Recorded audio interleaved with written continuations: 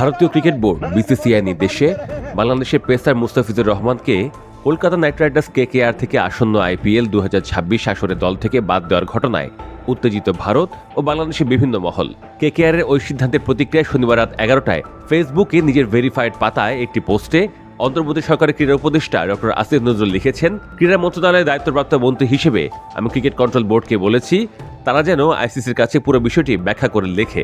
Board যেন জানিয়ে দেয় যে যেখানে বাংলাদেশের একজন ক্রিকেটার চুক্তিবদ্ধ হওয়া সত্ত্বেও ভারতে খেলতে পারেন না, সেখানে বাংলাদেশের গোটা ক্রিকেট টিম বিশ্বকাপে খেলতে যাওয়া নিরাপদ মনে করতে পারে না।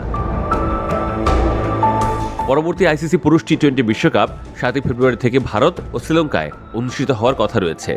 উদ্বোধনী দিনেই কলকাতায় বাংলাদেশ বনাম ওয়েস্ট ইন্ডিজের ম্যাচ নির্ধারিত হয়েছে। সে প্রসঙ্গে বাংলাদেশের ক্রীড়া উপদেষ্টা লিখেছেন, বোর্ড থেকে বাংলাদেশের বিশ্বকাপের খেলাগুলো শ্রীলঙ্কায় অনুষ্ঠিত করার অনুরোধ জানানোর নির্দেশনাও আমি দিয়েছি। আমি তথ্য এবং সম্প্রচার মন্ত্রীকে অনুরোধ করেছি বাংলাদেশে আইপিএল খেলার সম্প্রচারও যেন বন্ধ করে দেয়া হয়। আমরা কোনো অবস্থাতেই বাংলাদেশের ক্রিকেটার ও বাংলাদেশকে অবমাননা মেনে নিব না। গোলামির দিন শেষ।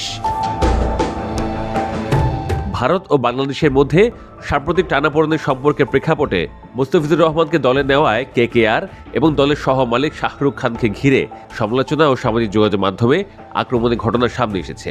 ভারতের জাতীয় অনুভূতির বিষয়টি বিবেচনায় না নেওয়ার অভিযোগ তুলে বিজেপি ও শিবসেনার একাধিক রাজনৈতিক নেতা শাহরুখ খান এবং কেকেআরকে তীব্র ভাষায় আক্রমণ করেন।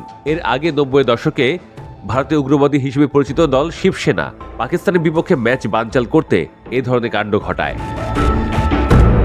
এদিকে ভারতের লোকসভার সদস্য কংগ্রেস নেতা শশী থারুর বাংলাদেশের সংখ্যালঘুদের উপর হামলার দায় ক্রিকেটের ঘাড়ে চাপানো উচিত নয় বলে মন্তব্য করেছেন।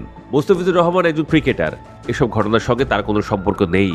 ঘৃণাত্মক বক্তব্য দেওয়া, হামলা চালানো কিংবা এমন কর্মকাণ্ডকে সমর্থন বা বৈধতা দেওয়ার অভিযোগ ব্যক্তিগতভাবে তার বিরুদ্ধে কখনোই ওঠেনি। তিনি একজন ক্রীড়াবিদ, আর এই দুই বিষয়কে একসঙ্গে মেলানো মোটেই ন্যায্য নয় বলেন থারুর। তাতে কি, শেষ পর্যন্ত ভারতীয় ক্রিকেট বোর্ডের নির্দেশনা মেনে নিয়েছে কেকেআর। এদিকে বিসিসিআইয়ের সচিব দেবজিৎ সাইকিয়া বাংলাদেশের সফর নিয়ে কোনো মন্তব্য করেননি।